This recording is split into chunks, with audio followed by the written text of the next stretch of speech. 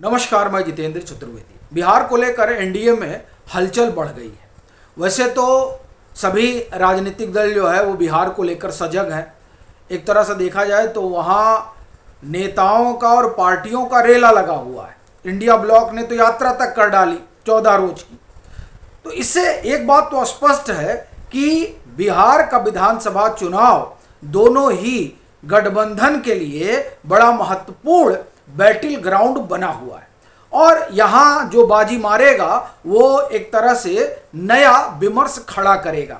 क्योंकि यहाँ पर इंडिया ब्लॉक ने एक मुद्दा खड़ा कर रखा है SIR वाला, और एक तरह से आप कहें कि उसके सहारे वो वोटों की हेरा फेरी वाला मामला उठा रहे हैं और चुनाव में अपने लिए जमीन तैयार करने में जुटे हुए हैं। उसमें भीड़ वगैरह भी आई। अब ये जो भीड़ है वो एनडीए के लिए जरूर चिंता का विषय है, क्योंकि इस यात्रा से पहले और SIR शुरू होने से पहले जो वहाँ चीज़ें दिख रही थी और जो लोगों से चर्चा में निकलकर सामने आ रहा था, उसमें ये साफ दिखाई दे रहा था कि एनडीए जो है वो एक ठीक ठाक स्थिति में है। हालांकि अभी जो सर्वे वगैरह आ रहे हैं वो सर्वे भी बता रहे हैं कि नहीं, पास हो जाएगा एनडीए। लेकिन बड़ी चीज़ ये है कि जो सर्वे आ रहे हैं वो स्वाभाविक सी बात है कि वोट अधिकार यात्रा से पहले के हैं। 14-15 दिन पहले सर्वे कलेक्ट कर लिया जाता है, उसके बाद में उसको एनालिसिस करके चीज़ें निकल कर सामने आती हैं। तो जो इस यात्रा के पहले का सर्वे है, यानी सैंपल पहले इकट्ठा किया गया, भले अब सर्वे आ रहा है, तो उसमें देखिए कि वहाँ जिस तरह की बढ़त इन सब मुद्दों के पहले और यात्रा शुरू होने के पहले बताई जा रही थी, उस तरह की बढ़त अब नज़र नहीं आ रही है।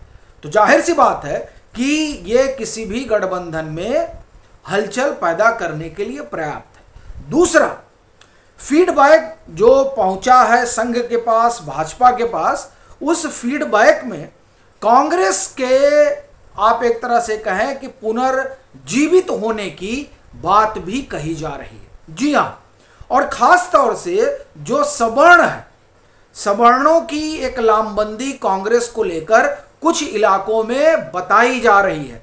2-3 जिले हैं जहां कहा जा रहा है कि अब वहां पर विशेष ध्यान दिया जाएगा।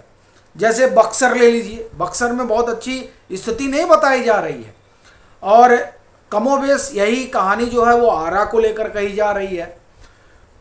कुछ आप ये कहें कि मिथिला पार्ट के भी कुछ जिले हैं जहां पर जो एक तरह से कहा जाए कि भाजपा का मजबूत क्षेत्र माना जाता रहा, वहां पर स्थितियां गड़बड़ दिखाई दे रही हैं कांग्रेस की वजह से।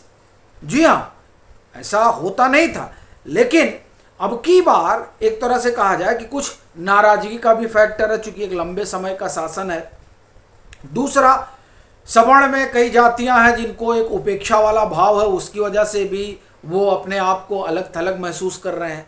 और जब वो इन परिस्थितियों से गुजर रहे हैं, उसी बीच राहुल गांधी वोटाधिकार यात्रा लेकर निकल जाते हैं। तो इसलिए जो हमने आपको 2-3 जिले बताए, इन जिलों में स्थिति बहुत बेहतर नहीं है, और कांग्रेस के साथ जो उनका परंपरागत वोट है वो जुड़ रहा है। कांग्रेस का परंपरागत वोट क्या रहा है? दलित और सवर्ण और उसके बाद में मुस्लिम। तो ये अब कांग्रेस के साथ जुड़ने लगे हैं, और ये जो जुड़ान शुरू हुआ है वो स्वाभाविक सी बात है कि एनडीए के लिए, भाजपा के लिए चिंता का सबब है, और ख़ास तौर से दलित मतदाता। ये गौर रखिएगा कि जो 2024 का चुनाव हुआ, उस चुनाव में दलित शिफ्ट हुए हैं, जो आप एक तरह से कहें कि नरेंद्र मोदी के पक्ष में लामबंद हुआ करते थे, वहां लामबंदी टूटी है। अब ये सोचिए आप कि जब नरेंद्र मोदी चेहरा है और चुनाव हुआ, तब उस तरह की लामबंदी नहीं देखी गई दलितों में। तो अब तो आप एक तरह से कहें कि पीएम भाई वहाँ तो नरेंद्र मोदी पीएम है, बिहार में उनको मुख्यमंत्री तो बनना नहीं है। तो क्या उस तरह की लामबंदी हो पाएगी? और ख़ास तौर से जो नया ट्रेंड, और ये देखिए ये जो कांग्रेस के पक्ष में दलित की लामबंदी वाला ट्रेंड है, मुस्लिम की लामबंदी वाला ट्रेंड है, ये ट्रेंड कर्नाटक के चुनाव से शुरू हुआ 2023 से, और फिर वो देखिए वो ट्रेंड थमा नहीं है। वो आपको कर्नाटक में दिखा, वो आपको तेलंगाना में दिखा, वो आप आइए उत्तर प्रदेश में दिखा जो 2024 का लोकसभा चुनाव हुआ। ये जो आप ये कहें कि इंडिया ब्लॉक ने उत्तर प्रदेश में तकरीबन 43 सीटें 44 सीटें जो वो जीतते हैं, उस जीत का कारण यही है। और एक चीज़ आपको बताऊं, फिर मैं आगे बढ़ता हूं कि हलचल का दरअसल यही सब कारण है, लेकिन उसमें एक बात को मेंशन करना बहुत ज़रूरी है। वो ये कि ये जो बसपा है ना, एक तरह से आप कहें कि बसपा जब मजबूत हुआ करती थी तो भाजपा को उसका फ़ायदा मिल जाया करता था, लेकिन बसपा कमज़ोर हुई तो जो दलित समाज है वो भाग गया। आप एक तरह से कहें कि वो सपा में जा नहीं सकता है, तो वो कहाँ चला गया? कांग्रेस के पास चला गया। और यही चीज़ें अब बिहार में भी दिखाई दे रही हैं। और दूसरा वहाँ जो बड़ा आप ये कहें कि बड़ी फोर्स है, वो है भाकपा माले दीपांकर भट्टाचार्य जिस तरीके से वहाँ पर इस समाज के बीच में, महिलाओं के बीच में, और उनका जो अपना प्रभाव है, वो प्रभाव देखिए, ये सारी चीज़ें जो है वो एनडीए को पता चल रही हैं कि समस्या कहाँ कहाँ आ रही है। और ये जो यात्रा हुई, इस यात्रा ने बहुत कुछ सिनेरियो बदला है। ये बात कहा जा रहा है कि नहीं, देखिए हम लोगों ने भी बात उठाई थी कि अगर मतदाता सूची के पुनरीक्षण का समर्थन बिहार की जनता नहीं कर रही होती तो समझ में आता। वो तो एकदम देखिए फॉर्म उन्होंने भरा, 7.24 करोड़ जो है, यानी 7 करोड़ 24 लाख फॉर्म पता उनको मिले, वापस आए उनके पास। यानी ये मतदाता पुनरीक्षण सूची का बिहार की जनता पूरा समर्थन कर रही है, ये बात ठीक है, लेकिन वो राहुल गांधी की वोट अधिकार यात्रा का भी समर्थन कर रही है। ये बड़े मार्के की बात है। तो अगर वो वाकई में जो राहुल गांधी मुद्दा उठा रहे हैं उस मुद्दे के खिलाफ होती तो इस तरह का जनसमूह नहीं उमड़ता।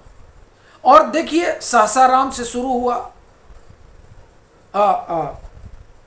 सरसा से, और पूरा वो टहल के आ रहे हैं।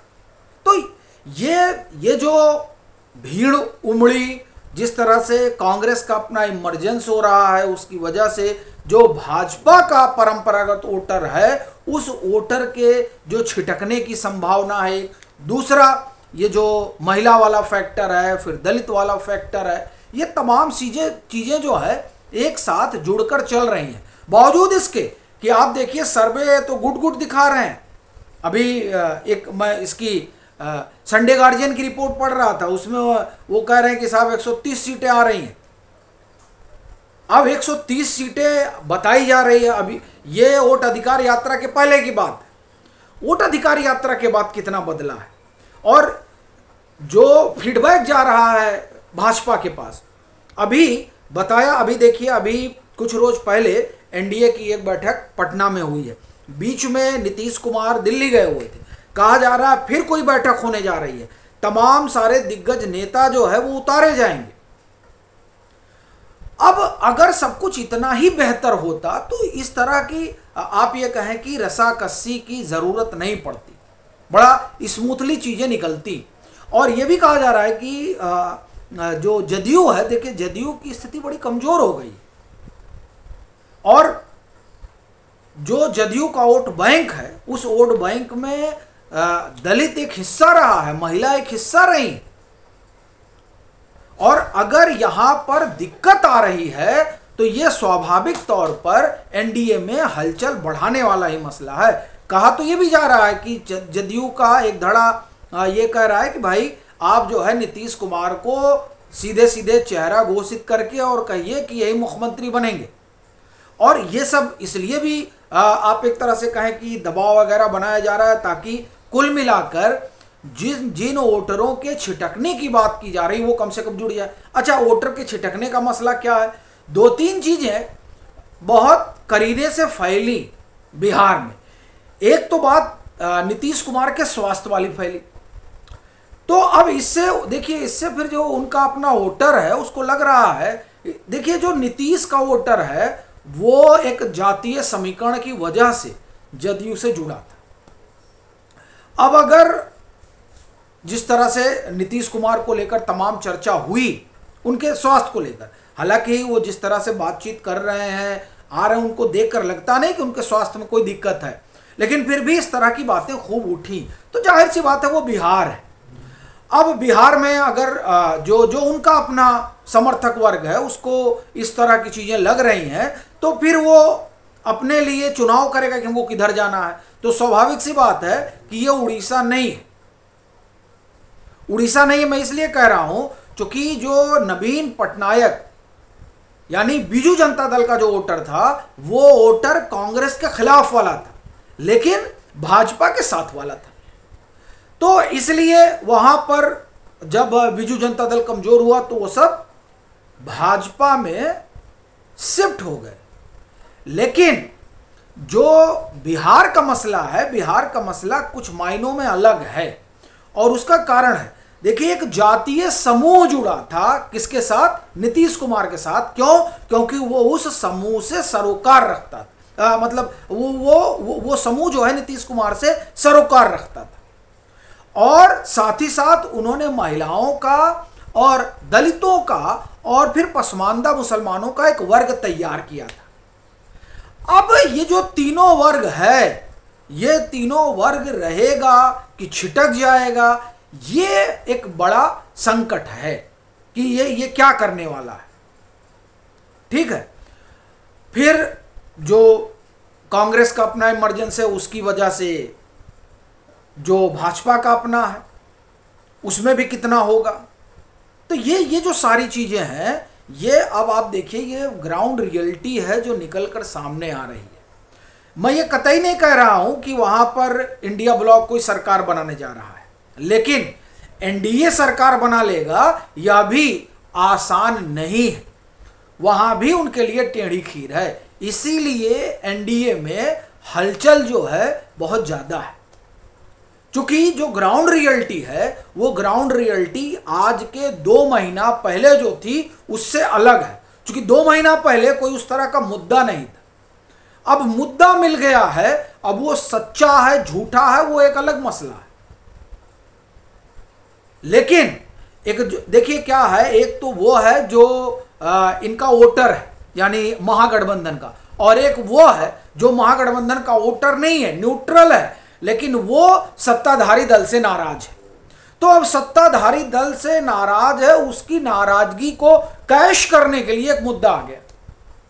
अब वो जो मुद्दा है वो डायरेक्ट हिट कर रहा है, और वो हिट कर रहा है, इस बात को कांग्रेस समझ रही है। इसीलिए आप देखिए वो तेजस्वी यादव को मुख्यमंत्री का चेहरा नहीं घोषित कर रही, क्योंकि उसको पता है कि अगर तेजस्वी यादव को मुख्यमंत्री का चेहरा घोषित किए तो जो वोटर कांग्रेस के साथ आ रहा है इस ललक में कि चलिए ठीक है कांग्रेस है, वो भाग जाएगा।